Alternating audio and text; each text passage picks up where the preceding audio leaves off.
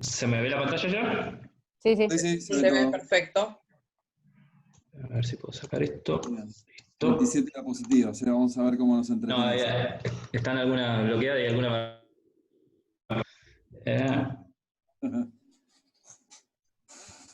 Listo, ¿se ve bien? Perfecto. Perfecto. Escuchamos. Perfecto, y se escucha.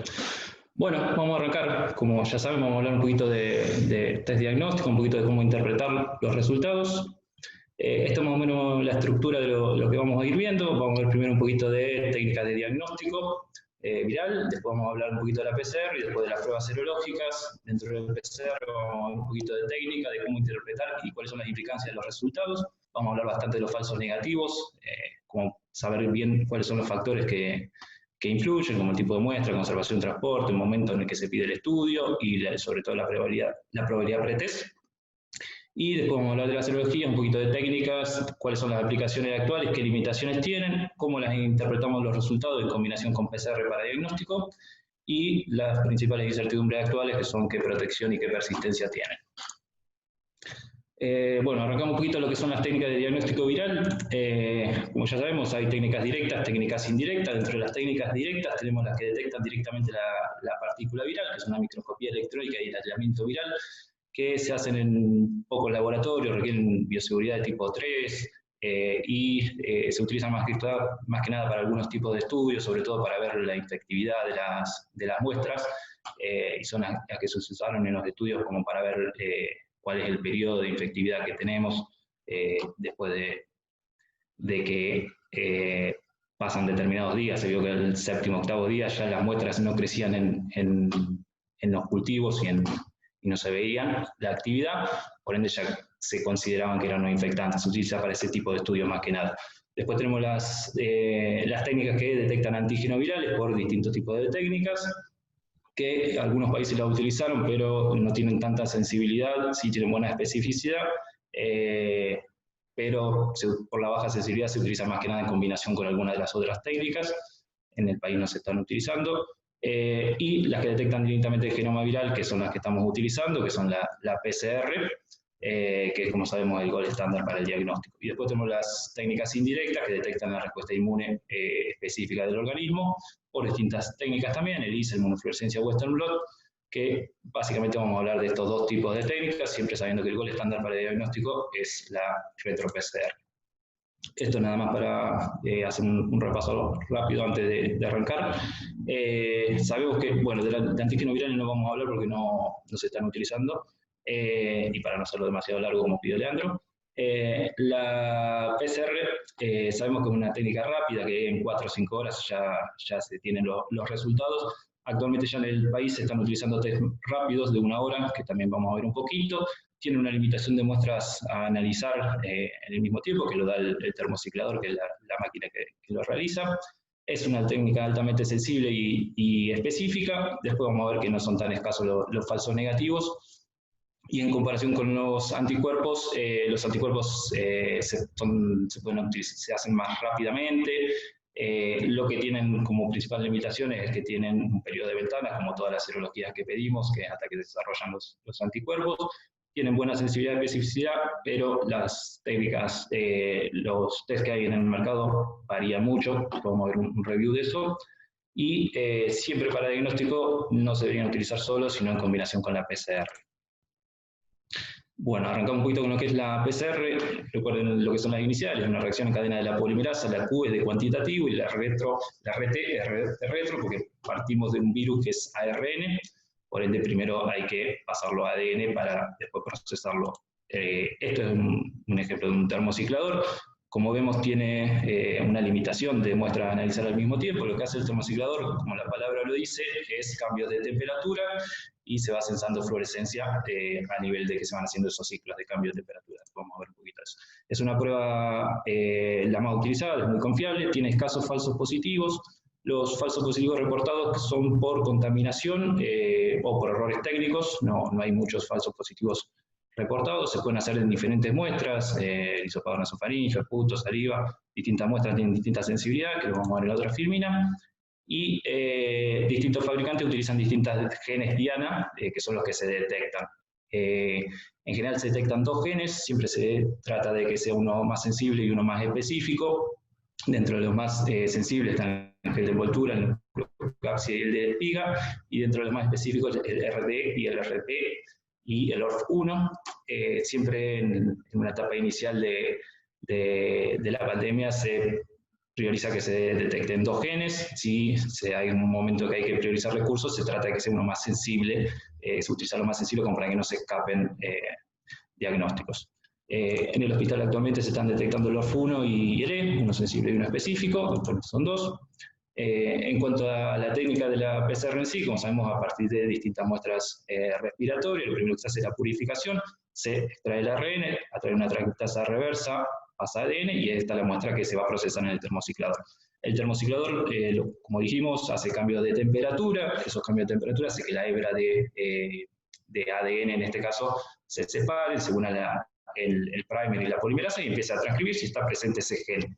Y lo que hace el termociclador es detectar la fluorescencia que se va generando. Si hay transcripciones, va aumentando el nivel de fluorescencia hasta llegar a un límite que es detectable.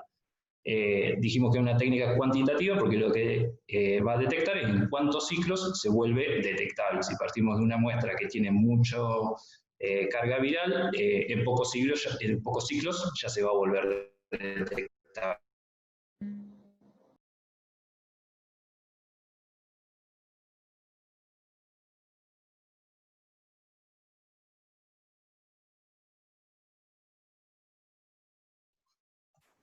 Edgar, no te estamos escuchando, al menos yo no escucho. ¿Ustedes? No, se cortó. Sí, detectable. Yes. Perfecto. Bueno, lo que seguía era la parte de los kits rápidos, que son los que se desarrollaron acá en el país, que son kits que en una hora se tienen los resultados. Son unas técnicas de amplificación isotérmica que se calientan básicamente a 62 grados durante una hora y son meramente cualitativos. Tienen una sensibilidad y una especificidad bastante similar a la PCR tradicional, pero son cualitativos, es positivo o negativo, solamente por un método colorimétrico. Son el NeoKit y el Chemistry. Vamos un poquito ya a la interpretación. Como sabemos, nos informan un detectable o no detectable. Lo que más tenemos que pensar es en los falsos positivos, los falsos negativos. Como dijimos, los falsos positivos son escasos por contaminación o por errores técnicos, y las implicancias que tienen son que vamos a restringirle las libertades a una persona, pero es más que nada algo individual. En cambio, si se nos escapa un falso negativo, es más probable que esa persona contagie a varias personas y tenga más implicancias a nivel salud pública. Entonces, vamos a hablar un poquito de los falsos negativos, que es lo que más tenemos que tratar de prestar atención, de que pensar en los falsos negativos. Las distintas series hablan de porcentaje de 7 a 40%, son muy variables. Lo que más tenemos que pensar es qué factores nos pueden llevar a mayor posibilidad de estar ante un falso negativo. Bueno, los factores son la sensibilidad propia de la técnica, que no es algo que por ahí podamos manejar demasiado. Sí pensar que las distintas muestras tienen distintas sensibilidades, que errores en la toma, en la conservación o en el transporte pueden llevar a falsos negativos, y en qué momento de la enfermedad se toma también influye en la posibilidad de estar ante un falso negativo y qué probabilidad tenemos de estar ante un resultado positivo. En cuanto a las distintas muestras tienen distintas probabilidades de detección. Las que más tienen son el lavado bronquialular y el esputo, pero bueno, el lavado bronquialular, como sabemos, es algo invasivo que se limita más que nada para la terapia y genera mucha exposición para el que la realiza. El esputo no está siempre presente en los pacientes, entonces no es una muestra que tenga demasiada accesibilidad. Lo que estamos usando es el hisopado nasal y el orofaringio. El nasal tiene más sensibilidad que el orofaringio, pero en combinado se llega a un 70-80% de sensibilidad. Actualmente también se están realizando test en saliva, ya el Malbrand lo está empezando a utilizar, así que próximamente probablemente ya tengamos también para hacer test en saliva que tienen sensibilidades muy similares al hisopado nasofaringio. En cuanto a la técnica, bueno, esto no vamos a hablar mucho porque no nos incumbe demasiado a nosotros. Está el video de la New England que está muy bien explicado de cómo es la técnica. En transporte y conservación, recordad que se tiene que transportar a 4 grados centígrados y se va a procesar antes de los 5 días. Siempre cuando se hace el hisopado nasal, nasofaringeo con orofaringeo, la muestra debe ir en el mismo tubo, siempre en forma vertical para que vayan en contacto con el líquido, que es solución fisiológica o medio viral, y recuerda que siempre los hisopos son de dacron o poliéster. El momento de la toma de la muestra, este gráfico por ahí ya lo han visto, luego de la exposición, en general entre los 5 y 7 días es cuando aparecen los síntomas, la línea punteada es el inicio de los síntomas, y las distintas curvas acá lo que muestran es la probabilidad de detección en las distintas, con los distintos métodos. El rojo es el aislamiento viral, que es más lo que está relacionado con la carga viral y con la infectividad. Ya a la semana se ve que el aislamiento viral ya se vuelve casi negativo, es por eso que se dice que ya no hay infectividad. El celeste es la muestra que estamos utilizando actualmente, que son el hisopado nasofaringeo. Como vemos, desde el contacto hasta el inicio de los síntomas va aumentando la probabilidad de detección, e incluso 2 a 3 días después del inicio de los síntomas tenemos un poquito más todavía de probabilidad de detección. Por eso es que no se recomienda hacer antes del inicio de los síntomas, porque la probabilidad es muy baja. Y en rosa se ve el lado bronquialveolar y el esputo, que tardan un poquito. Después el marroncito es la PCR en materia fecal, que no se está utilizando. Y después los anticuerpos, siempre recordar que hasta 7 días por lo menos de inicio de los síntomas no se deberían pedir porque todavía no empezaron a aumentar y volverse detectables. Esto muestra lo mismo, la tasa de falsos negativos después del inicio de los síntomas, incluso 2 o 3 días después, la tasa de falsos negativos es aún menor. Entonces, si tenemos un resultado negativo y sospechamos que es un falso negativo al inicio de los síntomas, deberíamos a los 2 o 3 días pedir una nueva muestra porque tenemos una tasa de falsos negativos aún menor todavía, y después, a medida que pasan los días, la posibilidad de estar nuevamente ante un falso negativo va aumentando nuevamente. Días previos al inicio de los síntomas, la tasa es muy alta de falsos negativos. El otro concepto es desde la probabilidad pretest, esto lo voy a pasar un poquito rápido, pero más que nada quiero que pensemos esto de que si estamos previamente a la prueba con un paciente de alto riesgo porque viene de una zona de prevalencia local alta, tuvo una exposición de alto riesgo o tiene clínica típica, un solo hisopado negativo no nos va a alcanzar. La probabilidad previa a la prueba es muy alta y un hisopado, por más sensibilidad que tenga la muestra, no nos va a alcanzar para decir que ese paciente es negativo, y no deberíamos tomar conducta si la probabilidad previa a la muestra es alta. Esto es un trabajo de New England que habla justamente de eso, de la probabilidad pretest, y como si para alcanzar un 5%, que es lo tolerable que se podía para tomar una conducta, deberíamos tener una probabilidad de pretest por lo menos menor al 35%, que si tenemos una alta prevalencia local, clínica típica y una exposición de alto riesgo, es muy poco probable que tengamos esa probabilidad de pretest. Antes de pasar al anticuerpo, un poco de un resumen de lo que es PCR. Es un método altamente específico, son pocos los falsos positivos, que son la contaminación y los errores técnicos, y las implicancias sanitarias son más que nada individuales. Lo que más tenemos que pensar son los falsos negativos, que tienen implicancias sanitarias altas, porque podemos dejar libre a una persona que disemine la enfermedad. Siempre pensar que las distintas muestras tienen distintas sensibilidades, errores de técnica, conservación o transporte nos pueden hacer pensar que estamos ante un falso negativo. ¿En qué momento se toma la muestra? Siempre con síntomas, al inicio de los síntomas, y si tenemos alta sospecha, 2 a 3 días después tenemos menos tasa de falso negativo aún. Y siempre pensar en la probabilidad pretest. Si el paciente es de una área de alta prevalencia local, el contacto fue muy estrecho y la clínica es muy típica, no tomar conducta con un solo PCR, y en todo caso o repetir la PCR o utilizar alguno de los otros métodos. Antígenos no tenemos, pero bueno, podemos utilizar anticuerpos asociados. Pasando un poquito a las serologías, se están utilizando actualmente más que nada para estudios de incidencia y el estado de inmunidad, pero hay mucha discrepancia entre las pruebas que actualmente hay en el mercado.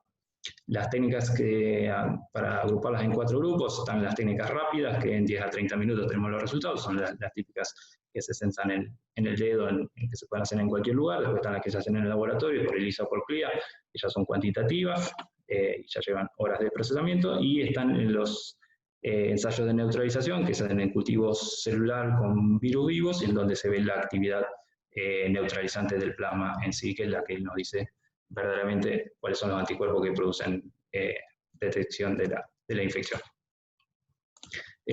Bueno, siempre los anticuerpos van dirigidos ante determinadas proteínas del virus. Los que van dirigidos a la nucleocápside serían los más sensibles, los que van dirigidos a la proteína RBDS serían los más específicos y los que tendrían actividad neutralizante. Esto es un review de ahora de julio, en donde se compararon varios de los estudios que hay en el mercado. Se utilizaron 5 CLIA, 2 ELISA y 42 test rápidos. Y se comparó y se vio la especificidad y la sensibilidad. A nivel de especificidad eran bastante similares, en general se agrupaban alrededor de un 90-95% de especificidad. Los falsos positivos en general eran por reacciones cruzadas con SARS, MERS o otros coronavirus estacionales, los que producen los resfríos comunes, que son los falsos positivos que se puede tener con la detección de anticuerpos. Y en cuanto a la sensibilidad, como se ve, era muy variable en todos los estudios, una dispersión muy alta, y en promedio eran entre un 60 y un 75% la sensibilidad de los estudios, por ende había muchos falsos negativos en las muestras con los test que hay actualmente en el mercado. Entonces, ¿qué aplicaciones actuales tienen los anticuerpos? Se estudian para estudios epidemiológicos, para ver prevalencias poblacionales, en diagnóstico solamente en forma complementaria con la PCR, para evaluación de residuos convalecientes para las donaciones de plasma y en los estudios de investigación de la vacuna para ver la respuesta y la memoria. ¿Cuáles son las limitaciones actuales que tiene? Que obviamente tienen un periodo de ventana, como todas las serologías, los test rápidos solamente son cualitativos, la sensibilidad y la especificidad de los kits actuales son muy variables entre los distintos que están presentes en el mercado. La tasa de falsos positivos no está bien determinada con respecto a las reacciones cruzadas que hay con otros coronavirus y no se sabe bien si ciertas infecciones o patologías autoinmunes pueden dar también falsos positivos. Y no se sabe cuántos de estos anticuerpos que detectamos tienen actividad neutralizante y cuáles son los niveles que nos indican protección, que a partir de qué títulos nos podemos quedar tranquilos de que estamos protegidos para una reinfección. Y el otro tema que tampoco sabemos es qué persistencia tiene en el tiempo. Eso hablamos un poquito y bueno, no sabemos tampoco en poblaciones especiales cómo se comportan esos niveles de anticuerpos, en inmunosuprimidos, en niños y en enfermedades autoinmunes, cómo se van a comportar esos anticuerpos. En diagnóstico esto lo voy a pasar un poquito rápido porque este gráfico ya lo han visto seguro muchas veces, siempre pensar cuando se hace en forma combinada, comparar los resultados y saber en qué momento de la evolución de la enfermedad podemos llegar a estar. Siempre a partir de una PCR se puede agregar el estudio de anticuerpos también y saber que lo primero que vamos a tener va a ser la inmunoglobulina. PCR positivo de inmunoglobulina vamos a estar en una primera etapa de la infección, cuando después tenemos la IgG en una segunda etapa, y después nos va a quedar la IgG y la IgM se va a negativizar. Si tenemos IgM sola positiva, podemos estar ante un falso negativo en un estadio inicial de la enfermedad, y cuando tenemos ya la IgG sola positiva, podemos estar en una etapa ya resuelta de la enfermedad. Más que nada eso después de última lo vemos. La gran incertidumbre actual es si la presencia de anticuerpos nos indican protección. Como le dije recién, no se sabe qué títulos de anticuerpos son los que nos indican protección, no se sabe qué persistencia a largo plazo tienen y no se sabe cuántos de esos anticuerpos que detectamos son realmente neutralizantes. Este es uno de los, voy a mostrar nada más que dos trabajos, este es uno que se hizo en China, que se midió los anticuerpos en asintomáticos y en sintomáticos, y se vio que los asintomáticos tenían menos niveles de inmunoglobulina G que los sintomáticos. Se vio que ambos, tanto sintomáticos como asintomáticos, en 3 meses descendían los títulos de anticuerpos, y a los 3 meses el 40% de los asintomáticos se volvían seronegativos, y dentro de los sintomáticos el 12% se volvían seronegativos. Es decir que en este grupo, si bien tenía un N muy bajo, era un N de 37, se mostró de que hay seronegativización, que hay caída de los títulos de anticuerpos, incluso los neutralizantes, a lo largo de los meses. Este es el estudio de seroprevalencia que se hizo en España, se detectaron prevalencias que van desde el 1,2 al 14% en la zona donde hubo más desastre. Y también en este grupo, en este estudio, también reportaron seronegativización del 14%, es decir, pacientes que en una primera ronda en mayo eran seropositivos, en junio, fines de junio, que fue la tercera ronda, el 14% eran seronegativos, y de ellos los asintomáticos eran los que más se volvían seronegativos. Entonces, todo esto que nos tiene que hacer pensar de tener precaución cuando usamos y pedimos los anticuerpos, no utilizarlos como pasaporte de inmunidad.